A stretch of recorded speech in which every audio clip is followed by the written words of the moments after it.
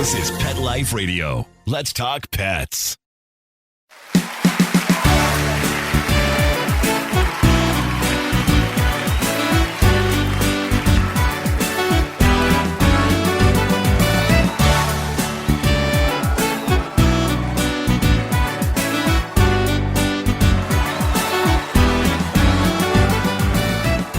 Hey everybody, welcome to another episode of Groomer Humor on Pet Life Radio. As always, we want to thank our producer Mark Winter and Pet Life Radio for giving us the opportunity, and we also want to thank you guys for tuning into our shows. Guys, in this episode, we're going to be talking about value as a dog groomer. In these times, dog groomers have more value than ever. How are you placing value on yourself as dog groomers or a salon owner? And what can you do to increase your value as a dog groomer? We got that, and we have our very funny comment segment coming up in this episode of Groomer Humor. Take a bite out of your competition. Advertise your business with an ad in Pet Life Radio podcasts and radio shows. There's no other pet-related media that is as large and reaches more pet parents and pet lovers than Pet Life Radio. With over 7 million monthly listeners, Pet Life Radio podcasts are available on all major podcast platforms. And our live radio stream goes out to over 250 million subscribers on iHeartRadio, TuneIn, Stitcher, and other streaming apps. For more information on how you can advertise on the #1 pet podcast and radio network, visit PetLifeRadio.com/advertise today.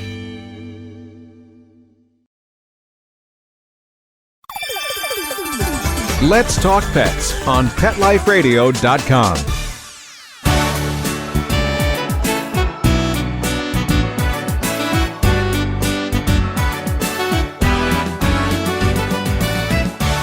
Welcome back to Groomer Humor, guys. As always, we are your hosts. I'm Rudy V, along with Anthony Ray, and thank you so much for tuning into another episode, guys. We really, really appreciate it.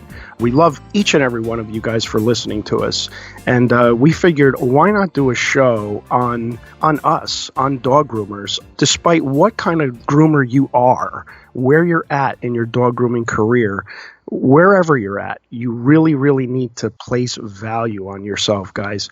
So we're going to talk a little bit about that and see where you're at. But I think first and foremost, we have to figure out how much value you place on yourself, Ant. I value myself at about a 12-pack of Miller High Life, somewhere around there.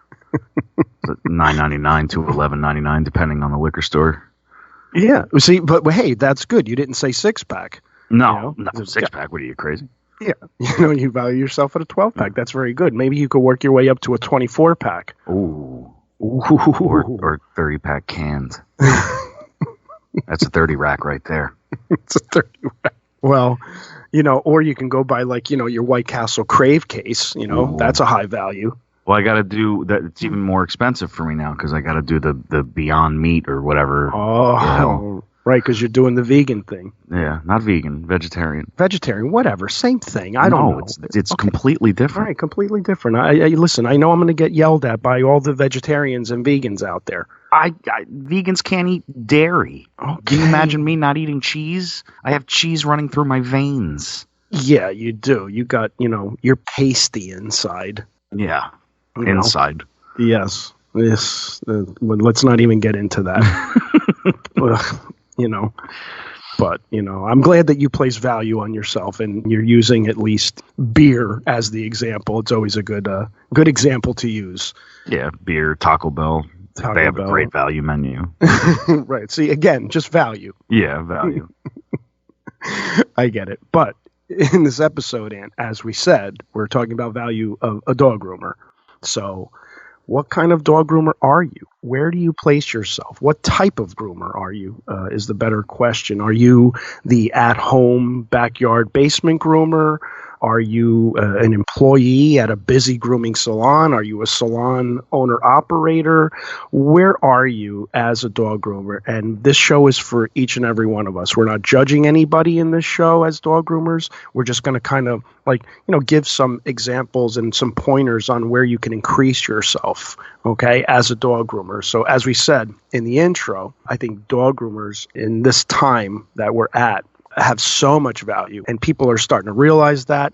And we as dog groomers are starting to realize how valuable we are, more so than in the past years of having this career, or anyone doing this. So let's say you are the at-home dog groomer, and maybe you don't have any real dog grooming training, as like maybe you didn't go to school to become a dog groomer. No harm, no foul. You're still doing a job. You may be better than someone who did go to a dog grooming school, because you learned it on your own and you realized you got good at it, and you decided to, hey, why not offer the service? But I think the one thing that you may want to do as an at-home dog groomer is definitely keep doing what you're doing and learn more. And if you're placing value on yourself, let's talk dollars and cents. Because you're working out of your home, you can charge less, right? So you can charge, whatever, you can charge $30 if you want, where, a salon owner has to charge in excess of $75 a grooming.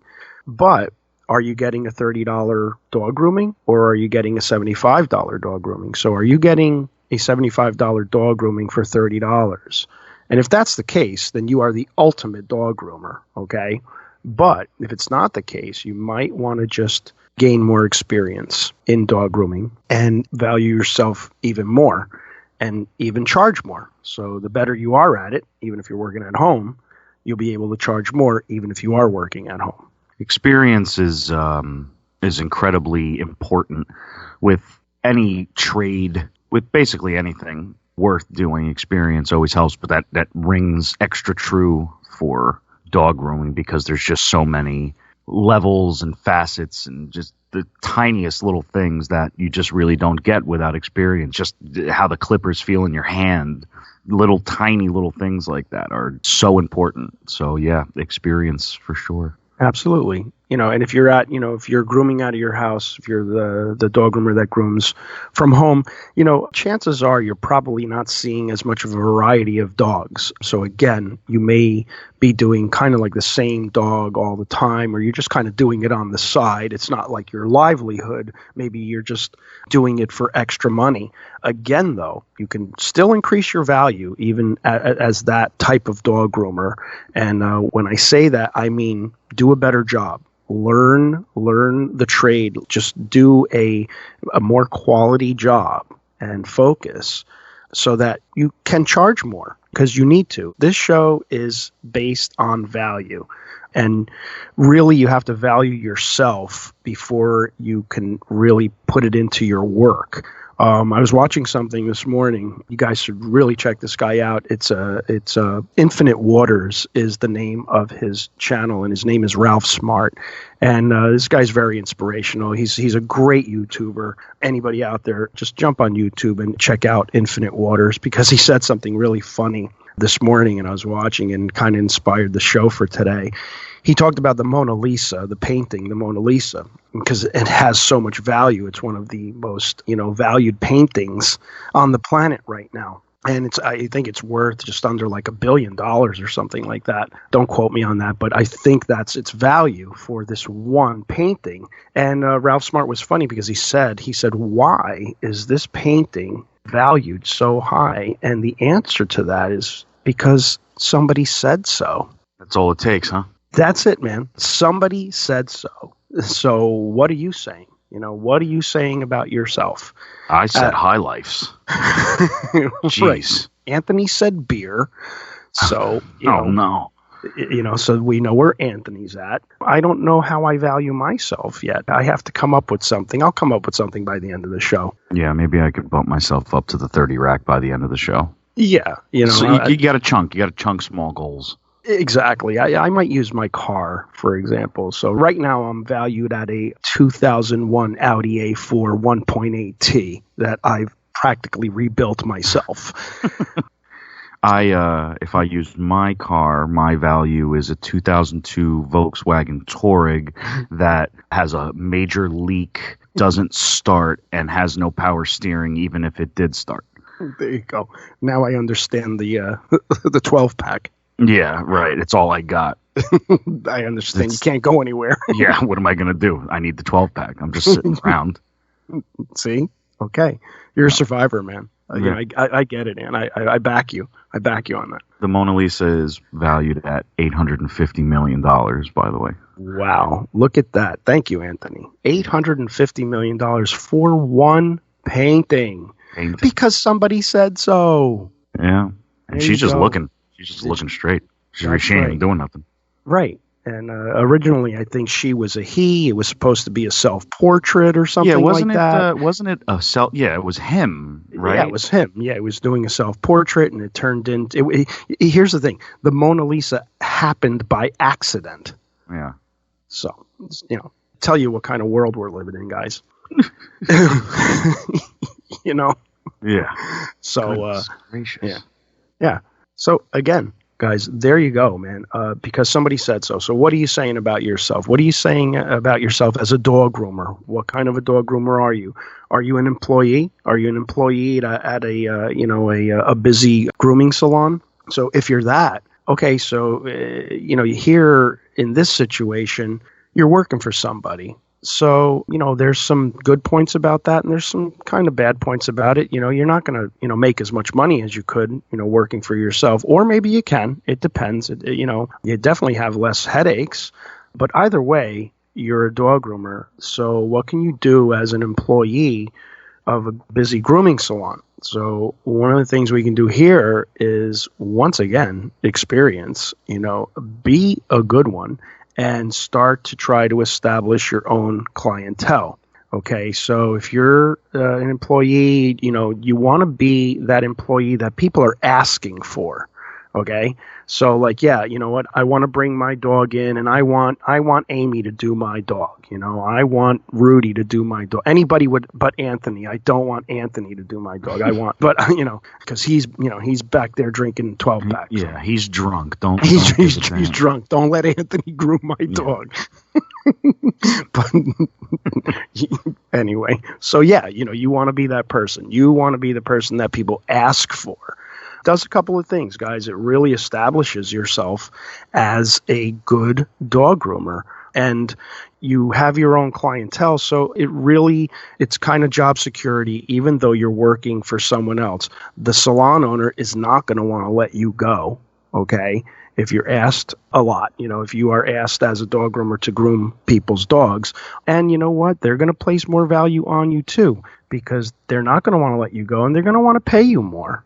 Yeah, and if you are that groomer that's getting asked for a lot, that means you're good. That means you're not nicking dogs. You're getting them finished in time. You're never late. You're always there. You're always available. That's another big thing is you're always available. You're worth asking for because you're always there. So you're putting a lot of hard work into each of your dogs, and all those things lead to people asking for you personally, as opposed to the person who, whatever, dogs keep getting clipper burned or brush burned, stuff like that. Why would you want to continue to use that person if it happens over and over and over again? Certain things happen sparingly. You can't really get away from that. But, if that's happening to you constantly, you're not really going to get asked for. And the owner of the business is going to have no problem letting you go. If you keep having accidents and making those rookie mistakes that they're happening too often. Right. Overall, just not doing a good job. Your dogs aren't coming out good. That's a thing too. You can just kind of suck. Yeah, you know what I mean? Now you're just the sucky dog groomer, and you don't want to be that. You want to be a good dog groomer. You want to be the best you can be. And, there's no such thing as a perfect dog groomer, because this trade is just way too difficult to be perfect, but be the best you can. Take more time on your dogs.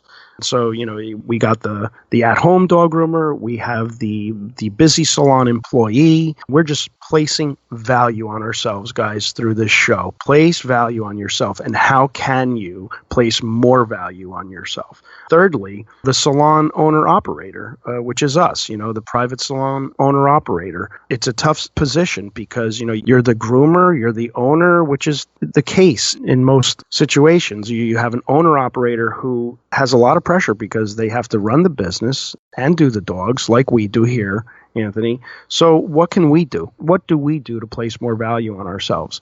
Offer more services.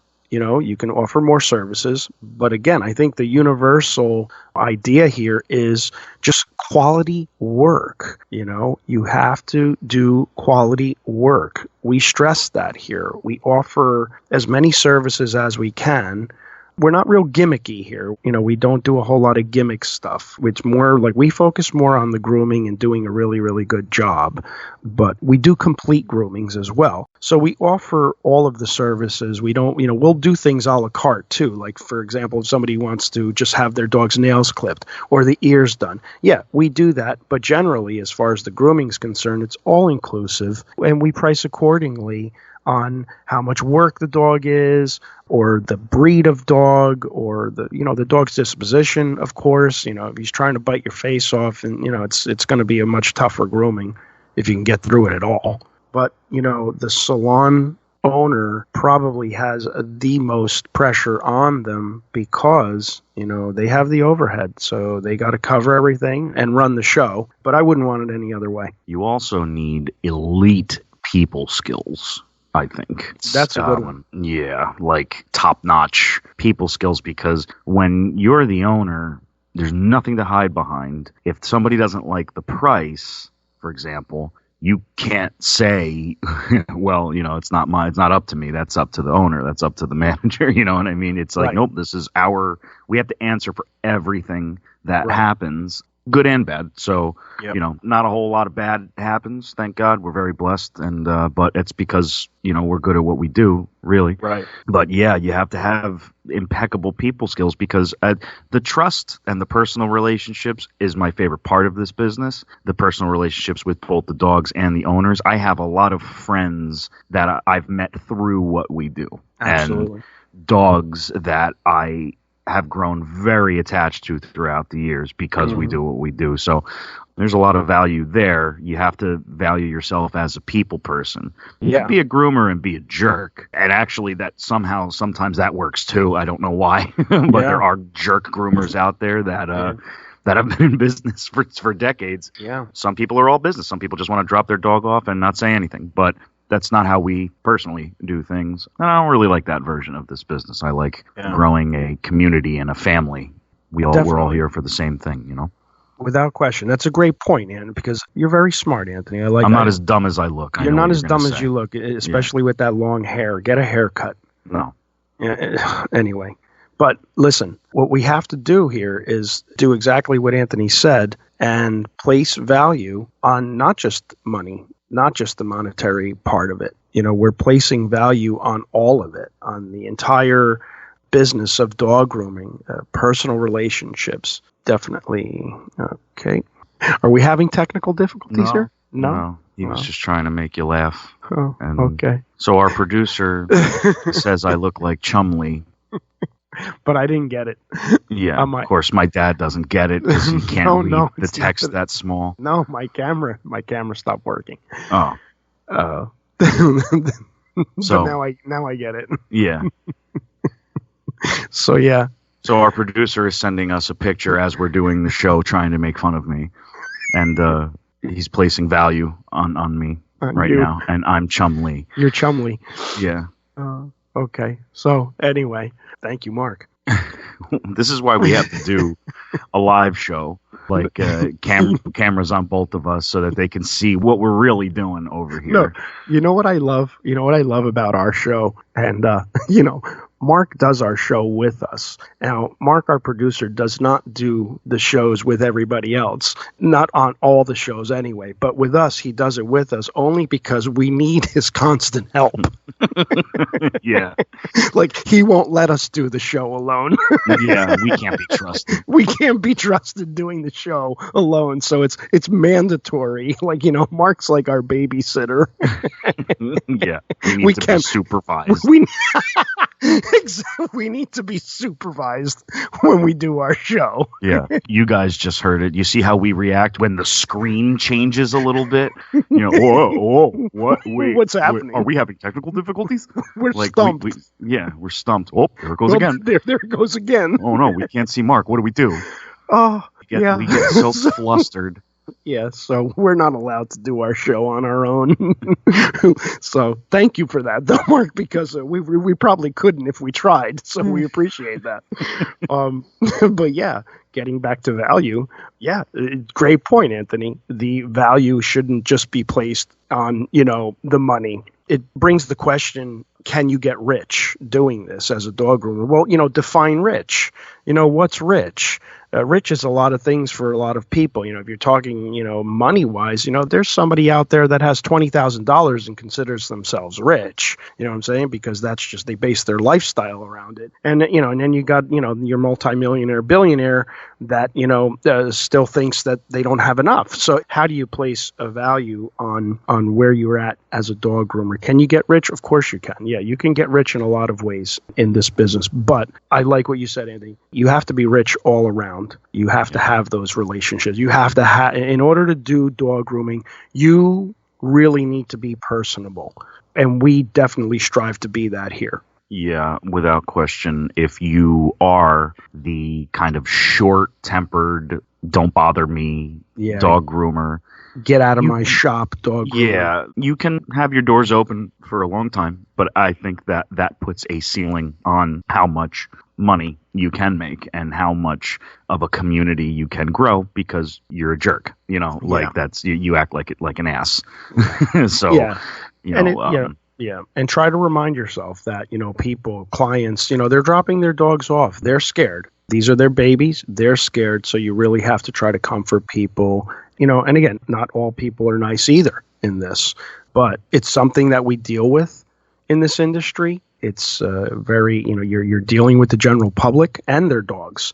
So you're not just dealing with the person, you're dealing with the dog as well. And you have to be very understanding of people dropping their dog off to you. If you're a groomer and you want to know what it feels like, just get a pet and, whenever you have to bring your pet to the vet, that's what your customers are feeling. Same thing. Please don't hurt my little baby. Yes, exactly. Please, that's what it feels like. It's the same thing. Exactly. But this show is just dedicated to our dog groomers out there. And despite what type of groomer you are, the at-home groomer, the employee, or the shop owner, this show is just definitely designed to increase your value. Know that you're doing something really, really good. You are offering a service that not just anybody can do. It's a very, very difficult service. We commend each and every one of you because we know what you guys are going through. Okay, it's a stressful business, and we love you guys for that. Just think of this. What would people do without dog groomers? Think about that. Just think about that for a second. But with that being said, we're going to take a quick break. We're going to come back. We're going to sum up the show, and we have our funny comment segment coming right up after these words. So, Dad, I got a question for you. What's that, Ant? What was your reaction when you heard that Ben & Jerry's was branching out into doggy desserts? And when I found out that Ben & Jerry's was now for dogs, I ran to the freezer and pulled out a pint of Peanut Butter World. I ate it so fast I gave myself a brain freeze. I had a very similar reaction, actually, except I went with the Cherry Garcia. Oh, I love that flavor. Yeah, that's the classic flavor, the Cherry Garcia. Yeah.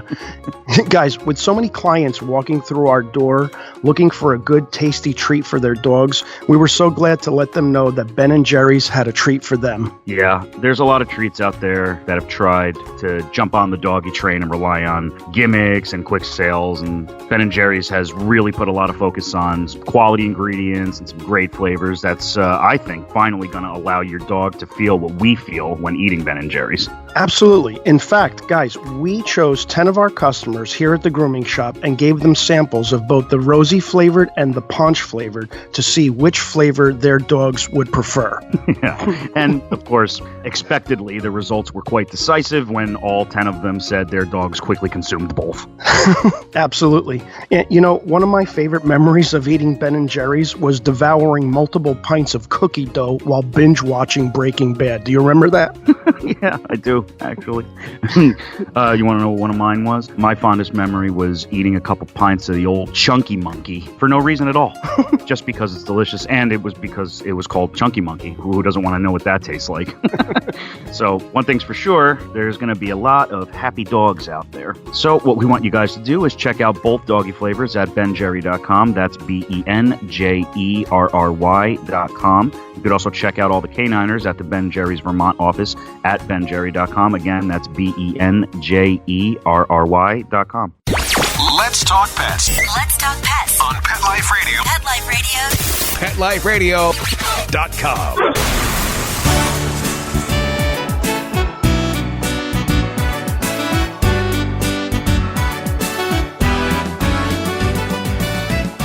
Welcome back to Groomer Humor on Pet Life Radio. We are your hosts as always. I'm Anthony Ray, hanging out with Daddy O, Rudy V, and we're talking about value today. What kind of value do you place on yourself as a dog groomer or pet groomer in general? And I got myself at a whopping 12-pack of Miller High Lifes. I got myself at a 2001 Audi. And yeah, so right now, to take our own advice, we got to place a little bit more value on ourselves, Dad.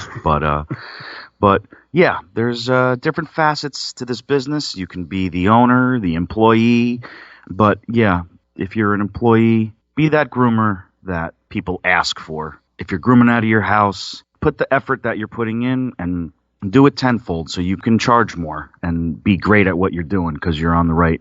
A lot of groomers start. And if you're the owner, definitely, you got to fall in love with your people and your people got to fall in love with you. That's really it. There's a lot that goes into growing a community in this business. It's very difficult, but I think in all facets, there's lots of ways to place value on yourself.